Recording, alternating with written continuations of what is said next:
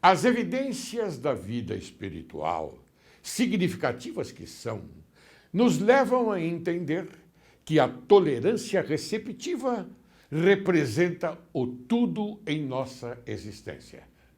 Entretanto, referidas evidências alimentam o tudo no injusto comportamento da humanidade, desconhecendo o domínio interior para espargir, mesmo em pequenas porções, a vivacidade da perfeita harmonia que, além do regozijo da satisfação, fortalece e desenvolve o sustentáculo físico de seu ser.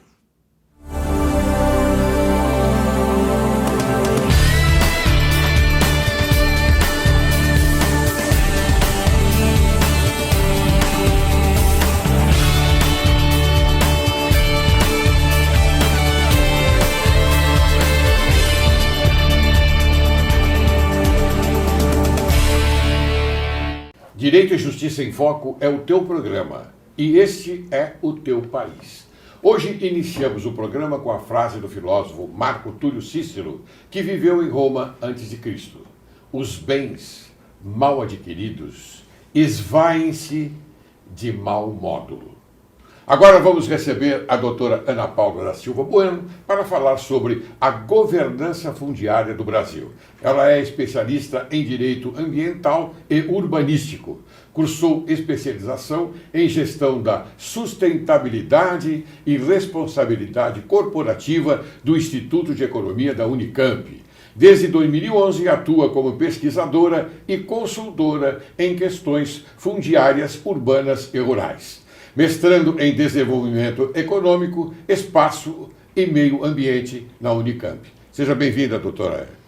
Grata, doutor. Muito obrigado pela sua presença hoje aqui. Direito e Justiça em Foco agradece e tenho certeza absoluta que quem vai ganhar com isso é o telespectador, é a sociedade que vai aprender, ou vai saber um pouco mais a respeito dessas questões de terra, correto? Correto, doutor. Muito bem.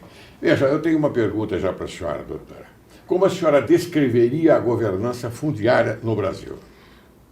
Bom, conforme os estudos que a gente tem feito na Unicamp, né, eu trabalho com um professor que é titular no Instituto de Economia, o professor Bastian Philipp Heydon, que estuda governança fundiária há 30 anos, aproximadamente. Sim. E nós temos como base os preceitos da FAO, né, das Nações Unidas, e uma metodologia que a gente aplica do Banco Mundial, tá? Que é a metodologia GAF, para a gente avaliar a governança fundiária do Brasil. Nós já aplicamos o questionário em 5 estados e em Brasília, e nós temos a governança como ela não é ausente, mas ela tem debilidades. Tá? Então, ela não cumpre os requisitos de uma boa governança que são preceituados pela agência da ONU, né, de Agricultura e Alimentos. Como, por exemplo, ela é deficitária na parte de registros, ela é deficitária de registros públicos, né, que seriam os nossos cartórios, ela é deficitária na parte de cadastro, porque até hoje o Brasil não tem o cadastro territorial montado de uma forma que nós podemos conhecer o nosso território. Sim, mas ela é deficitária em que sentido, doutora? Ela é deficitária que o cadastro ele existe, né, é feito pelo Sim. Instituto Nacional de Colonização e Reforma Agrária, o INCRA, só que nós não conseguimos ter a totalidade dos imóveis. Perfeito. E ainda esse cadastro, como ele admite, você pode fazer o cadastro das propriedades, das posses, das parcerias, dos arrendamentos, tá? E, em tese, teria que ser os cadastros tanto das terras privadas como das terras públicas. Ocorre que nesse cadastro tem muita sobreposição, é um problema grande no Brasil, o senhor já deve ter ouvido falar que no estado de São Paulo caberiam 2 estados, 3 estados de São Paulo, se a gente fosse ver o que tem no papel. No Brasil não é diferente, né? A gente fez um estudo recentemente e eu com os dados de terras que tinham no INCRA, que tinham de dados florestais, dados públicos, dá mais ou menos o dobro de área que tem o Brasil, que é 851 milhões né, é uma hectares. É uma extensão muito grande, né? Então, considerável. A debilidade decorre disso, né? Primeiro, da gente não ter um cadastro territorial que possa estampar a realidade brasileira. Então, ele tem sobreposições de posse com propriedade, tem sobreposições de terras públicas, terras indígenas com unidades de conservação, que são esses parques, né, estaduais e nacionais. Então, isso traz uma insegurança, por quê? Porque a gente não sabe onde está a terra, né? A questão do registro de imóveis, o que acontece? No Brasil, a gente vem de um histórico de... A forma de aquisição da terra sempre foi o apossamento. A posse, né? A posse. Tanto que nós temos a posse até hoje no nosso direito. Sim. Ela pode ser... Ela é um modo de aquisição da propriedade e você tem como defender a sua posse. Claro. Em determinados casos, ela vai valer mais do que uma propriedade. Você pode ter a propriedade e não ter a posse e vir a perder a sua propriedade para aquele determinado possuidor. Certo. Tá? Então, os registros... Esse particular é preciso explicar bem ao telespectador, porque nós temos esses problemas que envolvem, não é, a posse e a propriedade. E mesmo no judiciário nós temos esse tipo de conflito. Então, eu gostaria que a senhora explicasse bem. Perfeito, a sua colocação é maravilhosa. Porque aqui no programa Direito e Justiça em Foco, doutora, nós costumamos informar bem o nosso telespectador. E a senhora veio aqui exatamente para isso e está cumprindo o seu papel. Eu agradeço muito, viu, antecipadamente. Tá. Então, por gentileza. O que acontece?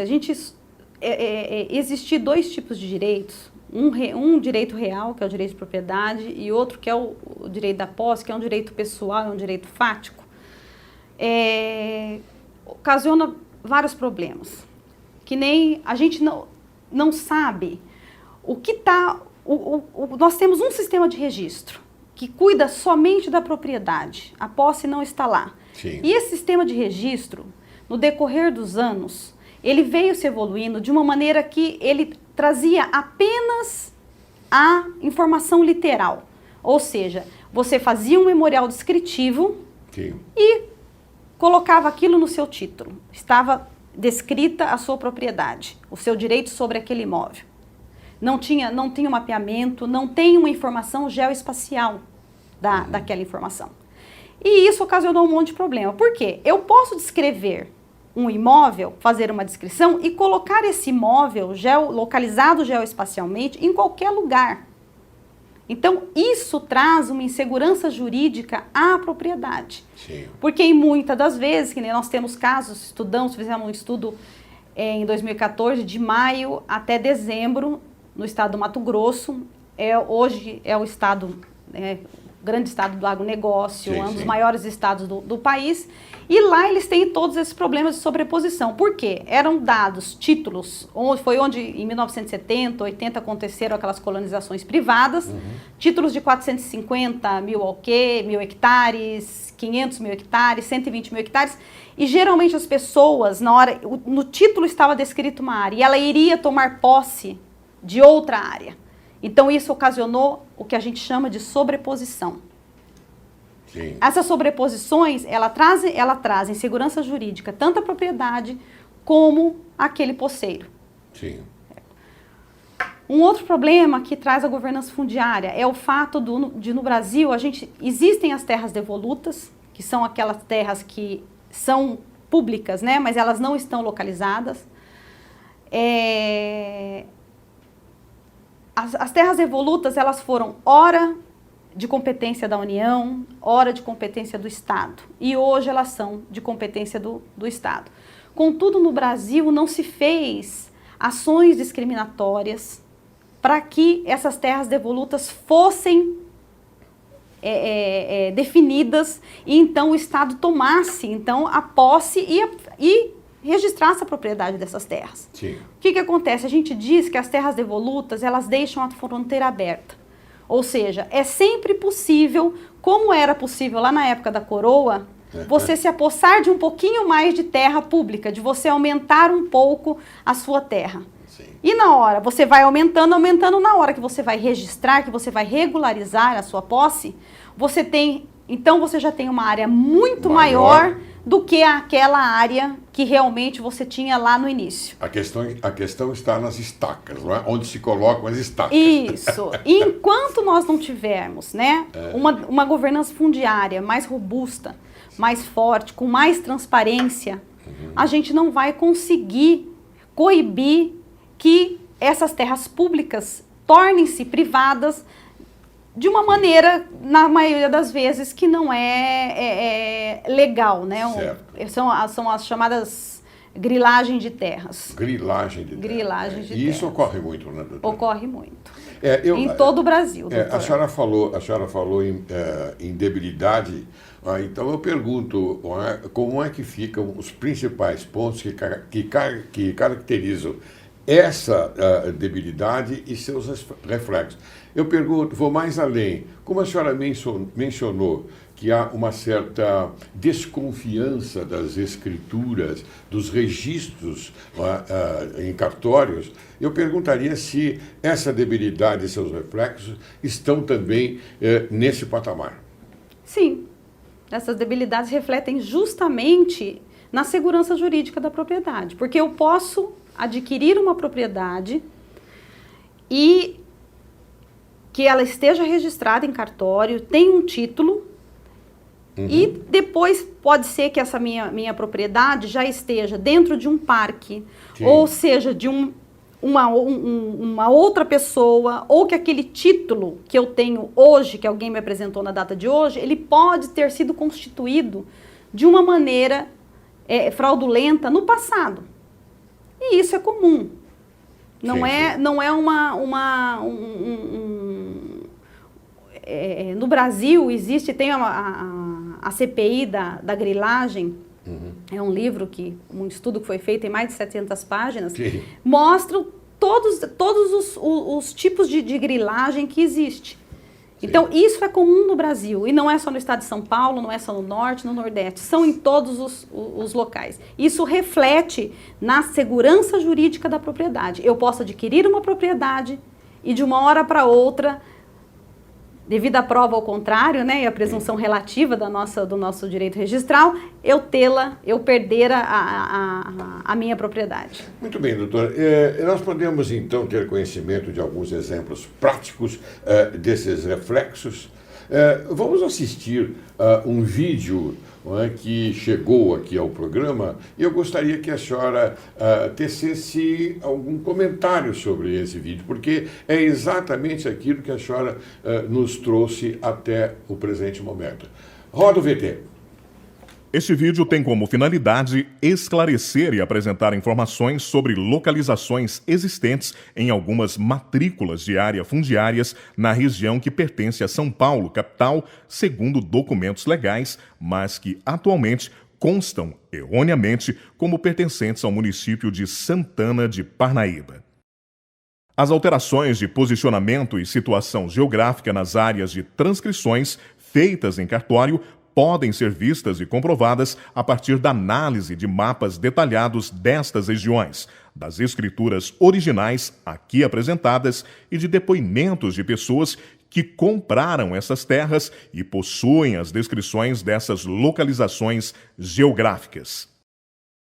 Como agravante, estas novas matrículas posicionaram a área remanescente da fazenda Itaiê em propriedade particular com registro em cartório, uma vez que as provas e documentos utilizados contêm erros graves de troca de números e localização aqui comprovados. Eu comprei em 1956, de Vicentina, Augusta de Oliveira e o filho. Trouxe aqui. Que ano que o senhor comprou? Em 56. 56. Sim. Comprei escritura e posse. Certo. Ela de posse, ela morava lá, ela saiu e me entregou a posse. E eu fiquei com a posse até hoje. Na posse minha, ficou morando Pedro, Linda, Oteca, Maranhão, por minha conta. Com contrato de comodato.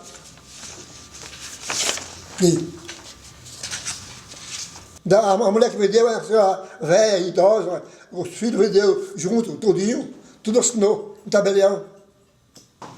Desde que eu comprei, eu sempre vou olhar. Tinha os caseiros, mas eu sempre ia lá de carro. Ia lá ver a terra. E nunca ninguém, em Itaé, ninguém abriu ação contra mim. E ninguém pode entrar lá se eu tinha a posse, comprei a escritura e depois de posse. Eu estava pela a família, mas a família não existia. Ele estava por aqui e saía por lá. Saía no Gato Preto, que vai para Campinas. Aqui tem cinco arqueiros de uma pessoa que venderam, aqui é meu. Tem muita terra, que eu disse 380 arqueiros, mais ou menos, que pode ser até 500 arqueiros, de mais ou menos, né? Que dizem. Diz aqui, 380 arqueiros, mais ou menos. Arqueiro de 24.200 metros cada arqueiro. A área do sítio do Barreiro está localizada próximo a uma região muito valorizada, como os condomínios Alphaville, Tamborés e Gênesis, a Faculdade Unip e vários outros empreendimentos imobiliários de valor.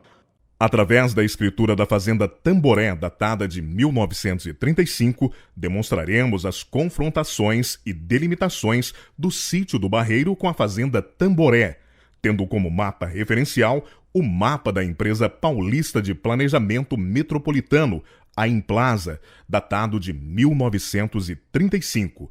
Segundo a escritura da Fazenda Tamboré, disseram mais os contratantes, ante as testemunhas, que o perímetro divisório do quinhão número 1 é assim descrito.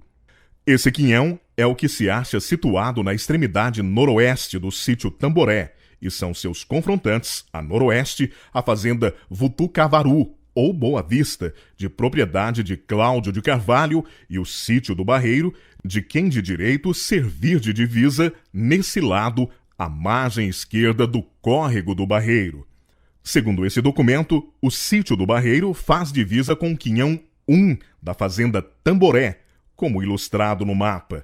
Com relação ao quinhão 2, a escritura diz o seguinte: o quinhão número 2, servindo de divisa de 2 rumos, um trecho da estrada de rodagem e o ribeirão do Caboçu ou do Garcia, entre o pontilhão da referida estrada e o rio Tietê, do córrego dos Bicudos até o marco de número 57. Esse quinhão confronta com o sítio do Barreiro. Demonstramos assim, pela escritura de 1935, que o sítio do Barreiro também faz divisa com o quinhão 2 da fazenda Tamboré. A área total do sítio do Barreiro, ilustrado na cor marrom do mapa, possui 1.093 alqueires de terra, que confronta com o quinhão 1 e com o quinhão 2 da fazenda Tamboré, no município de Santana de Parnaíba. Vamos agora delimitar os municípios de Santana de Parnaíba, São Paulo e Osasco. A fazenda Itaê é pertencente ao município de São Paulo, tendo apenas 1 hectare de terra no município de Santana de Parnaíba. A área em laranja é a parte remanescente da fazenda Itaê, que os proprietários conseguiram, depois de 50 anos, reivindicar na justiça, alegando que na época em que foi feito o inventário, essa terra havia ficado fora de suas reais limitações. A respeito do inventário, a matrícula 20.182, de 24 de abril de 1953, registrada no 8º Cartório de Registro de Imóveis da Comarca de São Paulo, determina o espólio do senhor Alberto Jackson Byton, que dá origem a 4 glebas de terras. Situação: Distrito de Perus. Denominação: Fazenda Itaê, formada por 4 glebas menores, conhecidas por Imóvel Itaim, Sítio Moenda Velha ou Capuava e Sítio Itaberaba e Fazenda Itaberaba. O mapa ilustra exatamente essa matrícula. No distrito de Perus estão localizadas as terras da fazenda Itaiê, que é cortada pela rodovia Anhanguera. Analisando as imagens do mapa e através de documentos legais, temos demonstrado nesse vídeo que a fazenda Itaiê está localizada no município de São Paulo, mas que atualmente existem documentos que querem alegar, de forma errônea, que as terras registradas no município de São Paulo estão localizadas no município de Santana de Parnaíba. Vamos apresentar agora um outro mapa da mesma região, dessa vez um mapa cartográfico de localização.